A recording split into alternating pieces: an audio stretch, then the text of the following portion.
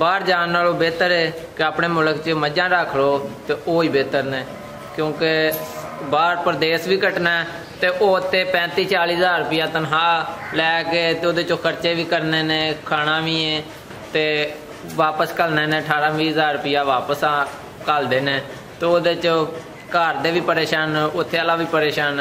इहदे च एह वे कि ना घर दे परेशान ते ना आप ही परेशान, घर दा घर ते अपने मुल्क दा विच कोई ना मुश्किलात बनदी आउण जाण दी, इत्थे बेहतर है बहुत।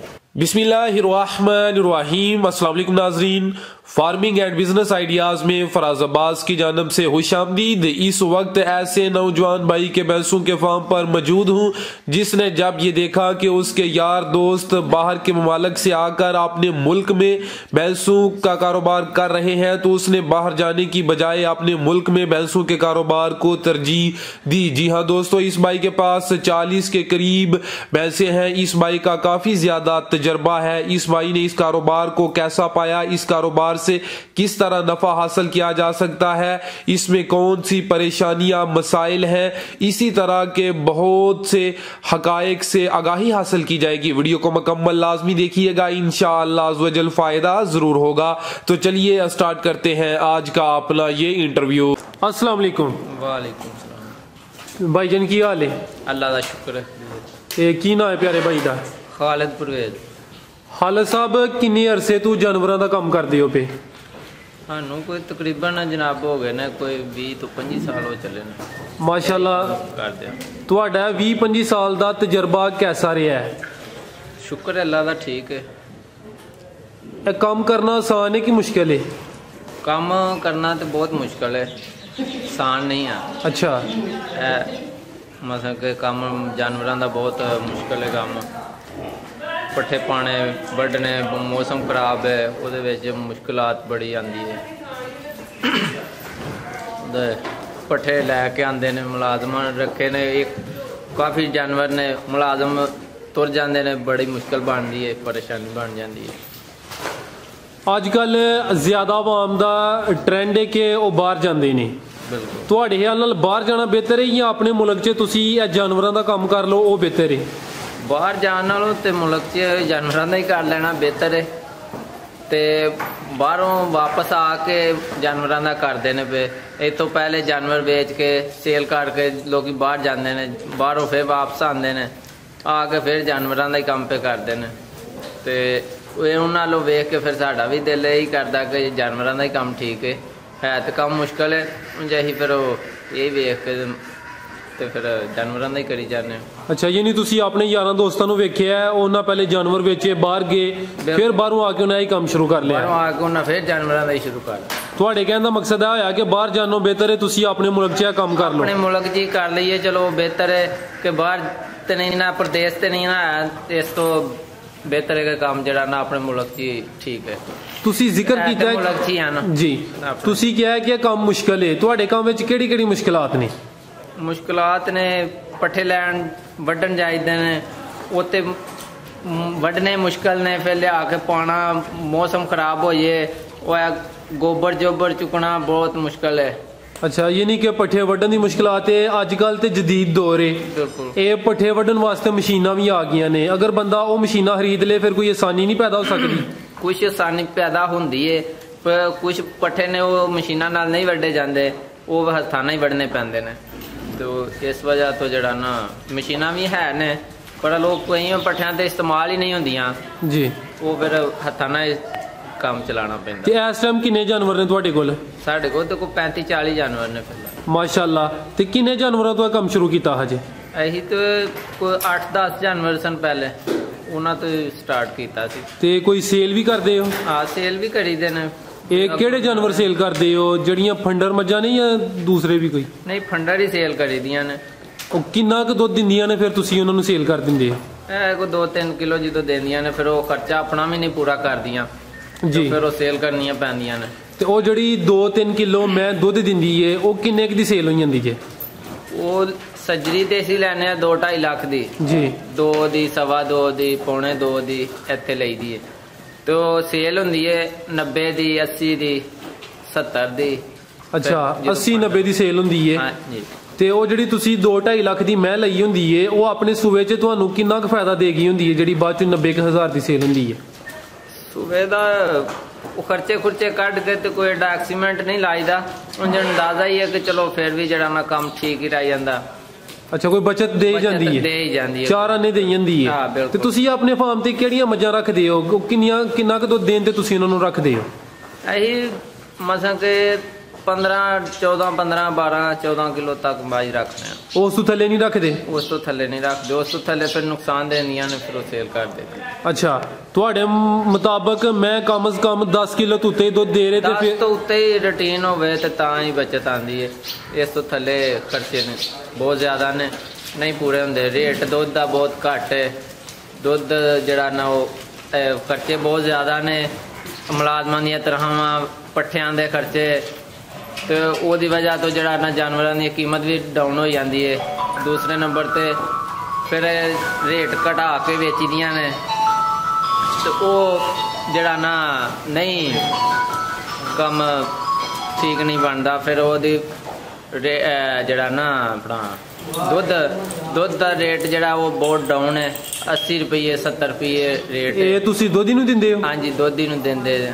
ਅੱਛਾ ਹਾਲਤ ਭਾਈ, ਇੱਕ ਚੰਗੀ ਜਿਹੜੀ ਮੱਝ ਹੈ ਉਹ ਕਿੰਨਾ ਦੁੱਧ ਦੇ ਦਿੰਦੀ ਹੈ? ਨਾਰਮਲ ਇੱਕ ਜਿਹੜੀ ਹੈ ਖਰਚੇ ਦੀ ਗੱਲ ਕੀਤੀ ਹੈ ਦੱਸਾਂ, ਦੁੱਧ ਮੱਝ ਕਿੰਨਾ ਦੇ ਦਿੰਦੀ ਹੈ ਚੰਗੀ ਮੱਝ ਜਿਹੜੀ ਹੈ ਕਿ ਦੁੱਧ ਰੋਜ਼ਾਨਾ ਦਾ? ਮਸਲਨ ਸਾਡੇ ਕੋਲ ਜਿਹੜੀ ਚੰਗੀ ਤੋਂ ਚੰਗੀ ਉਹ ਤੇ 15 ਕਿਲੋ ਦੇ ਰਹੀ ਹੈ, 16 ਕਿਲੋ ਤੱਕ ਬਸ।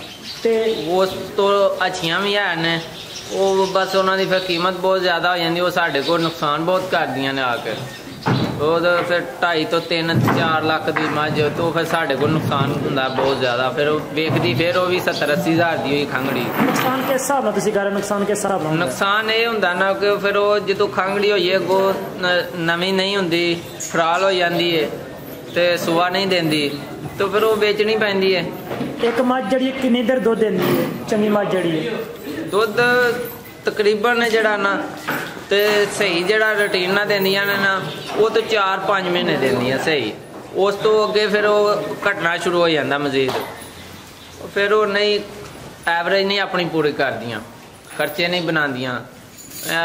ਰੇਟ ਦੁੱਧ ਦਾ ਘੱਟ ਹੈ, ਉਹਦੀ ਵਜ੍ਹਾ ਨਾਲ ਫਿਰ ਪੈਸੇ ਨਹੀਂ ਪੂਰੇ ਹੁੰਦੇ, ਫਿਰ ਉਹ ਵੇਚਣੀ ਹੈ ਮਜਬੂਰੀ ਬਣ ਜਾਂਦੀ ਹੈ। ਅੱਛਾ, ਅਗਰ ਇੱਕ ਚੰਗੀ ਮੱਝ ਦੀ ਬਚਤ ਦੀ ਗੱਲ ਕੀਤੀ ਜਾਏ ਤੇ ਮੱਝ ਰੋਜ਼ਾਨਾ ਦਾ ਖਰਚਾ ਕਿੰਨਾ ਕਰ ਦਿੰਦੀ ਹੈ ਤੇ ਬਚਤ ਰੋਜ਼ਾਨਾ ਦੀ ਕਿੰਨੀ ਦੇ ਹਟਦੀ ਹੈ? ਰੋਜ਼ਾਨਾ ਦਾ ਤਕਰੀਬਨ ਮੱਝ ਜਿਹੜੀ ਹੈ ਨਾ ਸਿਰਫ ਪੱਠਿਆਂ ਦਾ ਤੇ ਜਿਹੜਾ ਨਾ ਵੰਡੇ ਛੰਡੇ ਦਾ ਮਹੀਨੇ ਦਾ ਮੇਰੇ ਹਿਸਾਬ ਨਾਲ ਜਿਹੜਾ ਨਾ ਕੋਈ 15 ਤੋਂ 18 ਹਜ਼ਾਰ ਰੁਪਇਆ ਖਰਚਾ ਮੱਝ ਦਾ ਆ ਜਾਂਦਾ। ਅੱਛਾ, 15-18 ਹਜ਼ਾਰ ਰੁਪਇਆ ਮੱਝ ਦਾ ਖਰਚਾ ਆ ਜਾਂਦਾ ਪੱਠਿਆਂ ਦਾ ਤੇ ਸਿਰਫ ਵੰਡੇ ਦਾ। ਫਿਰ ਉਹਦੇ ਉੱਤੇ ਮੁਲਾਜ਼ਮਾਂ ਦੀਆਂ ਤਨਖਾਹਾਂ ਵੀ ਨੇ, ਆਪਣੀ ਵੀ ਕਰੀਦਾ ਦੌੜ ਭੱਜ, ਤੋਂ ਫਿਰ ਕਾਫੀ ਖਰਚਾ ਆ ਜਾਂਦਾ, 18-20 ਹਜ਼ਾਰ ਉੱਤੇ ਆ ਜਾਂਦਾ। ਅੱਛਾ ਸਰ, ਜਿਹੜੀ ਮੈਂ ਤੁਹਾਡਾ ਮਹੀਨੇ ਦਾ 15 ਤੋਂ 18 ਹਜ਼ਾਰ ਖਰਚਾ ਕਰਾਂਦੀ ਹੈ, ਇਹ ਤੁਹਾਨੂੰ ਮਹੀਨੇ ਬਾਅਦ ਕਿੰਨੇ ਪੈਸੇ ਜਾਂ ਕਿੰਨੇ ਬਚਤ ਦੇ ਜਾਂਦੀ ਹੈ? एडा मतलब के हिसाब नहीं जरा अंदाजा नहीं सर, दसो अंदाजा ये वे के 20-25 हज़ार रुपया खर्चा आ जाता माज का महीने का, ते तकरीबन जड़ा ना कोई 60-70 हज़ार बन जाता दुध का एक मैं दा, एक माज का। यानी जिन्ना खांदी है उन्नी बचत दई जांदी है। जे ओदा 400 खर्चा है तो उन्हें रोजाना का 400 दई जाना है। बिल्कुल 800 का दुध दे दी तो 400 का उन्हें खाई जाना 400 बचत। 460 ते जेड़ा दा जा हुंदा है ओ तुसी किन्नी उम्र दा या किन्ने महीने दा सेल करदे हो? असी ओ तकरीबन पालने आ, पालन तो फिर बाद च जेड़ा कोई नहीं साडे को सांभे जांदे कमजोर ज्यादा हो जांदे ने ते ओ फिर सेल कर देइदे ने, नहीं रखी ओ किन्नी की उम्र ते सेल करदे हो? ओ करी दे ने जनाब को साल दा को 1.5 दा। साल दा जेड़ा मैं दा कट्टा है ओ किन्ने दा सेल हो जांदा है? साल का जरा वो तकरीबन हो जाता कोई 18,000-20 हज़ार का साल का। हाँ ओदी मसा के सेहत के हिसाब नाल, अगर सेहत अच्छी होएगी फिर ज्यादा महंगा सेल होएगा। ते जेड़ियां मज्जां रखियां जे केड़ी-केड़ी नस्ल दियां रखियां जे? साडे कोल कुछ ने हासलपुर दियां ने, कुछ नीली दियां ने, दरिया बुड्ढे दियां ने, इस तरह मुख्तलिफ इलाकों दियां मज्जां ने। उन्होंने मसा के दुध जड़ा ना साडे इलाके च आके ते ज्यादा देंदियां। ਤੁਸੀਂ 3-4 ਨਸਲਾਂ ਦਾ ਜ਼ਿਕਰ ਕੀਤਾ ਹੈ ਤੇ ਇਹ 3-4 ਨਸਲਾਂ ਵਿੱਚੋਂ ਸਭ ਤੋਂ ਚੰਗੀ ਨਸਲ ਕਿਹੜੀ ਨਸਲ ਨੂੰ ਪਾਇਆ ਤੁਸੀਂ? ਇਹ ਨੀਲੀ ਨਸਲ ਵੀ, ਨੀਲੀ ਦੇ ਇਲਾਕੇ ਦੀ ਮੱਝ ਜਿਹੜੀ ਹੈ ਨਾ, ਇਹ ਸਾਡੇ ਇਲਾਕੇ 'ਚ ਆ ਕੇ ਸਹੀ ਮਸਾਂ ਕਿ ਦੁੱਧ ਦਿੰਦੀ ਹੈ। ਇਹ ਜ਼ਿਆਦਾ ਮਸਾਂ ਕਿ ਸਾਡੇ ਇੱਧਰ ਮਸ਼ਹੂਰ ਹੈ। ਅੱਛਾ, ਨੀਲੀਆ ਜਿਹੜਾ ਦਰਿਆ ਬੁੱਢੇ ਦਾ ਸਾਨੂੰ ਨਾਂ ਦੱਸਿਆ ਜੇ, ਪਹਿਲੀ ਦਫਾ ਨਾਂ ਸੁਣਿਆ। ਇਹ ਕਿਹਦਾ ਇਲਾਕਾ, ਕੀ ਹਿਸਾਬ ਹੈ, ਮੱਝ ਦੀ ਕੀ ਖਸੂਸੀਅਤ ਹੈ? ਇਹ ਸਾਡੇ ਦਰਿਆ ਬੁੱਢੇ ਵਾਲੇ ਦੀਆਂ ਮੱਝਾਂ ਇੱਧਰ ਸਾਡੇ ਵੱਲ ਆ ਕੇ, ਤੇ ਉਹ ਖੁਸ਼ਕ ਇਲਾਕੇ ਨੇ ਸਾਡੇ ਵੱਲ ਆ ਕੇ, ਉਹ ਮੱਝਾਂ ਦੁੱਧ ਉਹਦੇ 10 ਕਿਲੋ ਦਿੰਦੀ ਹੈ, ਸਾਡੇ ਆ ਕੇ 12-14 ਕਿਲੋ 15 ਕਿਲੋ ਦਿੰਦੀ ਹੈ। ਸਾਡੇ ਵੱਲ ਉਹ ਮਸਾਂ ਕਿ ਮੌਸਮ ਦੇ ਤਬਦੀਲੀ ਹੈ, ਉਹਦੀ ਵਜ੍ਹਾ ਨਾਲ ਕੋਈ ਸਾਡੇ ਕੋਈ ਇਸ ਤਰ੍ਹਾਂ ਦੇ ਨੇ, ਮਤਲਬ ਪਾਣੀ ਦੇ ਕੁਝ ਹਿਸਾਬ ਕਿਤਾਬ ਇਸ ਤਰ੍ਹਾਂ ਦਾ। ਅੱਜ ਕੱਲ ਮੌਸਮ ਦੀ ਬੜੀ ਚੇਂਜਿੰਗ ਹੋਈ ਹੈ, ਬਾਰਿਸ਼ ਬੁਰਿਸ਼ ਹੋ ਰਹੀ ਹੈ, ਤੇ ਕੀ ਰੋਜ਼ਾਨਾ ਦੀ ਰੂਟੀਨ ਰੱਖੀ ਜਾਏ ਇਸ ਬਾਰਿਸ਼ ਦੇ ਮੌਸਮ ਦੇ ਵਿੱਚ? ਇਹਨਾਂ ਦੀ ਮੱਝਾਂ ਦੀ ਕੀ ਰੋਜ਼ਾਨਾ ਦੀ ਰੂਟੀਨ ਰੱਖੀ ਜਾਏ? ਮਸਲਨ ਖਾਣ ਪੀਣ ਦੇ ਵਾਲੇ ਨਾਲ, ਖਾਣ ਪੀਣ ਦਾ ਮਸਾਂ ਕਿ ਇਹੀ ਹੈ, ਇਹਦੇ ਨਾਲ ਪਾਉਂਦੇ ਜੇ ਪਰਾਲੀ ਤੇ ਸਟਾਲਾ, ਠੀਕ ਹੈ, ਤੇ ਉਸ ਤੋਂ ਬਾਅਦ ਫਿਰ ਬੰਡਾ ਛੰਡਾ ਪਾਈਦਾ, ਨਾਲ ਚੋਈਦੀਆਂ ਨੇ, ਉਹਦੇ ਬੰਡੇ ਤੇ ਚੋਈਦੀਆਂ ਨੇ ਬੰਡਾ ਛੰਡਾ। ਬੱਦਲ ਦੇ ਮੌਸਮ ਡੰਗਰ ਤੇ ਤੰਗ ਹੁੰਦੇ ਨੇ, ਤੇ ਦੁੱਧ ਵੀ ਕੋਈ ਫਰਕ ਪਾਉਂਦੇ ਨੇ ਕਿ ਨਹੀਂ? ਘਟਦਾ ਵੱਧਦਾ? ਦੁੱਧ ਵੀ ਘਟ ਜਾਂਦਾ, ਮੌਸਮ ਦੇ ਤਬਦੀਲੀ ਨਾਲ ਦੁੱਧ ਵੀ ਘਟਦਾ, ਦੁੱਧ ਵੀ ਘਟ ਜਾਂਦਾ। ਗਾਈਆਂ ਤੁਸੀਂ 3-4 ਰੱਖੀਆਂ ਵੈਸਾ ਨਜ਼ਰ ਆ ਰਹੀਆਂ ਨੇ, ਇਹਦੀ ਕੀ ਖਾਸ ਵਜ੍ਹਾ ਵਿੱਚ ਰੱਖਣ ਦੀ? ਸਾਰੀ ਮੱਝਾਂ ਕਿਉਂ ਨਹੀਂ ਰੱਖੀਆਂ? ਸਾਰੀਆਂ ਮੱਝਾਂ ਤੋਂ ਮੁਰਾਦ ਗਾਈਆਂ ਜਿਹੜੇ ਦੁੱਧ ਜ਼ਿਆਦਾ ਦਿੰਦੀਆਂ ਨੇ ਮੱਝਾਂ ਨਾਲੋਂ, तो फिर दुध देना होंदा दोधियां नूं, तो ਉਹਦੀ ਵਜ੍ਹਾ ਤੋਂ ਦੁੱਧ ਉਹ 2-4 ਕਿਲੋ ਵੱਧ ਦਿੰਦੀਆਂ ਨੇ। ਉਹ ਫਿਰ 20-25 ਮੱਝਾਂ ਦੇ ਵਿੱਚ ਕੋਈ 5-4 ਗਾਈਆਂ ਰੱਖ ਲਈਦੀਆਂ ਨੇ, ਉਹ ਈਜ਼ੀ ਦੁੱਧ ਜਿਹੜਾ ਨਾ ਮਸਲ ਲੈ ਜਾਂਦੇ ਨੇ ਦੁੱਧ ਦੀ। ਜੇ ਜ਼ਿਆਦਾ ਗਾਈਆਂ ਰੱਖੀਏ ਤਾਂ ਫਿਰ ਉਹ ਦੁੱਧ ਨਹੀਂ ਲੈਂਦੇ, ਮੱਝਾਂ ਦਾ ਜ਼ਿਆਦਾ ਲੈਂਦੇ। ਅੱਛਾ ਭਾਈ ਸਾਡਾ ਦਾ ਜਿਹੜੇ ਤੁਸੀਂ 10 ਮੱਝਾਂ ਨੂੰ ਸਫ਼ਰ ਆਪਣਾ ਸ਼ੁਰੂ ਕੀਤਾ ਸੀ ਇਸ ਕਾਰੋਬਾਰ ਦਾ, ਤੇ ਇਸ 35-40 ਡੰਗਰ ਬਣਾਉਣ ਦਾ ਕਿੰਨਾ ਅਰਸਾ ਲੱਗ ਗਿਆ ਸਾਜੇ? ਸਾਨੂੰ ਤਕਰੀਬਨ ਅਰਸਾ ਤੇ ਥੋੜਾ ਹੀ ਲੱਗਾ ਸੀ। ਉਸ ਤੋਂ ਬਾਅਦ ਫਿਰ ਅਸੀਂ ਆਪ ਹੀ ਮਸਾਂ ਕੋ ਹੋਰ ਮਾਮਲੇ ਕਾਰੋਬਾਰ ਮਸਾਂ ਕੇ ਨਾਲ ਸ਼ੁਰੂ ਕਰ ਲਏ ਸਨ। ਨਹੀਂ ਤੇ ਕੰਮ ਠੀਕ ਹੈ। ਸਾਨੂੰ ਕੋਈ ਮਸਾਂ ਕਿ 8-10 ਸਾਲ ਦੇ ਵਿੱਚ ਅਸੀਂ 35-40 ਮਈਆਂ ਬਣਾਈਆਂ ਸਨ। ਮਸਾਂ ਕਿ ਉਹ ਸਿਰਫ ਮਈਆਂ ਹੀ ਤੇ ਨਹੀਂ ਬਣਾਈਆਂ, ਉਸ ਤੋਂ ਇਲਾਵਾ ਵੀ ਤੇ ਕੰਮ ਕਰਦੇ ਰਹੇ ਹਨ। ਕਿਤੇ ਕੋਈ ਗੱਡੀ ਲੈ ਲਾ, ਕੋਈ ਮਸਾਂ ਕੋਈ ਮਕਾਨ ਬਣਾ ਲਾ ਕੇ, ਜਾਂ ਕੋਈ ਇਸ ਤਰ੍ਹਾਂ। ਅੱਛਾ, ਇੱਕ ਬੜੀ ਅਹਿਮ ਗੱਲ ਸਾਨੂੰ ਪਤਾ ਲੱਗੀ ਸੀ ਕਿ ਤੁਸੀਂ ਜਿਹੜਾ ਦੁੱਧ ਦਾ ਕਾਰੋਬਾਰ ਨਾਲ ਸਟਾਰਟ ਕੀਤਾ ਹੋਵੇ, ਤੇ ਦੁੱਧ ਨੂੰ ਦੁੱਧ ਦਿੰਦੇ ਹੋ, ਦੁੱਧ ਆਪ ਹੀ ਸ਼ਹਿਰ 'ਚ ਸੇਲ ਕਰਦੇ ਹੋ?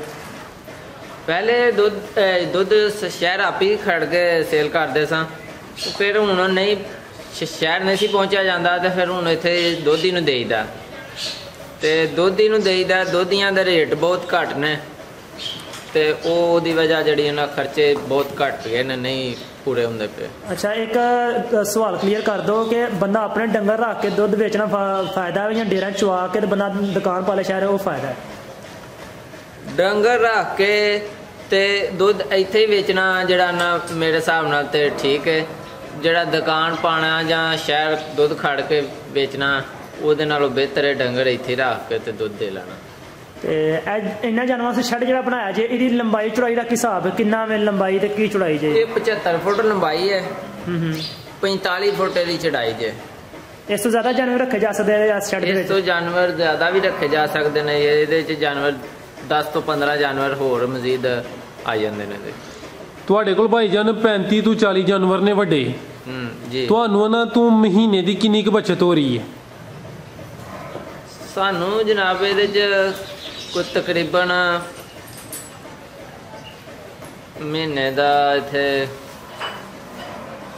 ਹਿਸਾਬ ਹੀ ਨਹੀਂ ਕਦੇ ਕੀਤਾ ਜਨਾਬ। ਅੰਦਾਜ਼ਾ ਨਹੀਂ ਸਰ ਦੱਸਣਾ ਨਾ, ਅੰਦਾਜ਼ਾ ਨਹੀਂ। ਇਹ ਵੇਖ ਸਾਡਾ ਦੁੱਧ ਹੋ ਜਾਂਦਾ ਕੋਈ 2.5 ਤੋਂ 3 ਮਣ ਦੋਵਾਂ ਟਾਈਮਾਂ ਦਾ, ਰੋਜ਼ਾਨਾ ਦਾ 3-4 ਮਣ ਹੋ ਜਾਂਦਾ, 2-2.5 ਮਣ ਇੱਕ ਟਾਈਮ ਦਾ ਹੋ ਜਾਂਦਾ।